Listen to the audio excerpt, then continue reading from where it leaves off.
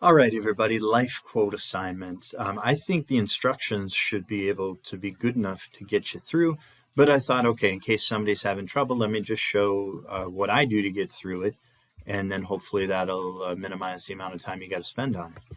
So, all right, life quote assignment. First thing we're going to do is log into State Farm. I was playing around with some stuff, so let's get back to the beginning here. And what you're going to see is this page. And they're going to show all the products that they have. You know, they got some neat stuff. I mean, yeah, auto and homeowners, no surprise. But they've got pet insurance. That's kind of cool. Please use state of Indiana. I know this works, and I don't believe choosing another state is going to cause a problem, but I didn't think that for auto quote assignment. And it turned out that if you did choose certain states, it just wouldn't work. So to make sure it works, choose Indiana. We're seeking a life-term quote for yourself, not for somebody else. Then they're going to say, well, what's your birthday? Go ahead and type that in. Got to make sure you're at least 20 years old. If you put in your true birthday, maybe you're not 20 and you put in your true birthday, then this isn't going to give you a quote. For some reason, that's what they've done with the quote engine. If you're having trouble, just make sure go there first. Make sure that's not it. Enter male or female. Are you a smoker? For the first one, we have you say no. And then later on, we're going to have you restart this process and say yes and see what that does to the quote.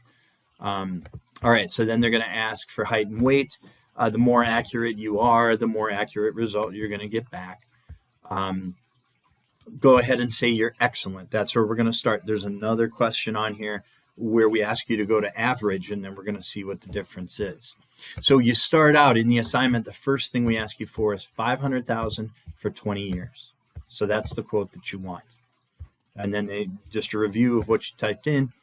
And then they'll spit back you a quote. Waiver of premium for disability, we're not going to worry about. There's a bunch of other stuff you can buy for this assignment. We're not going to bother with that. Hey, here we go. $30 and some a month. That's not what you need. You need the annual rate. $350 a year for a 20-year term policy for $500,000 in coverage. So that's number one. That's what we were looking for, annual. You got to go ahead and make sure it's annual. Then we're going to change the coverage amount to $1 million. Okay, well, look at this. It's already done. 540, it's already there. I mean, go ahead and change it if you want. Hey, now the 540 is over here. Okay, so for me, I've got 350 in the first and 540 in the second. And now we say, well, what happens if we go to 10 years? Well, 10 years for $1 million, right, that's up here. Change the term length. So if you're leaving the coverage amount at $1 million, go ahead and click 10 years. 10 years for $1 million is 410. Okay, those are the numbers we're looking for. They are what we are.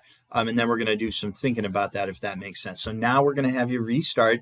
This time I want you to use that you are a tobacco user, and then do the same thing.